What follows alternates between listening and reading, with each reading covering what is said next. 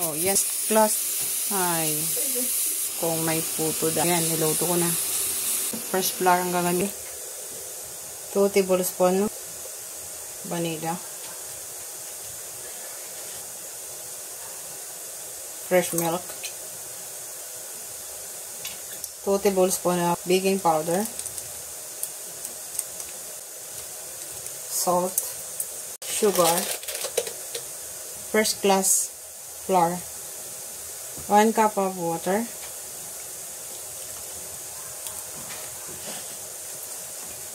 Then mix. Huwag nating over-mix. Pa rin lasa niya. Bakit? Dahil sa gamit kong binibili ko sa supermarket, dito ako sa tabi-tabi lang. Kaya napapapangit yung kalidad ng aking texture ng aking puto. Dapat guys, ang gagamitin yung puto ay first class. Yung nabibili talaga sa grocery. Ng powder milk. Ang gamit kong powder milk ay Bear Brand yan. Kasi mayaman na yan.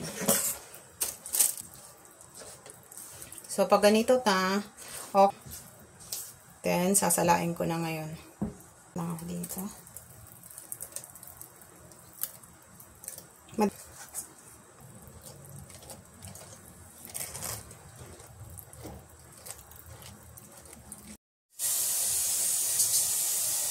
Lagyan ko ng mantika. Yung molder. So, lagyan ko lang dito. Ayan. Aming pagkain. Cheese. Ayan. Yung cheese na paghito guys. Cheese. Naglag yung aking phone guys. Kaya pag 10 minutes sa katamtamay yung ano. Oh, ang init. Takpan natin. Anong oras na? Oh, yan talaga. First class talaga na flour. Ang ganda. Ay. Finally. Ayan. Ang ganda ng texture niya, guys. Pag first flour ang gamit mo. Pero kapag dito sa lugar namin, parang napapalaga ako ng 1 kilo sa market, guys. Sa supermarket.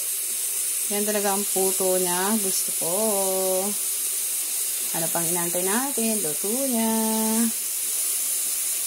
Puto kayo dyan. Puto cheese. Yummy. Merienda. May nag-request nito eh. Ayan. Niluto ko na. Ano eh. Pumuputok-putok yung pack. Bukas magla-live ako. Okay, so, wow. Ito talaga yung legit. Diba? Ang ganda, maumbo.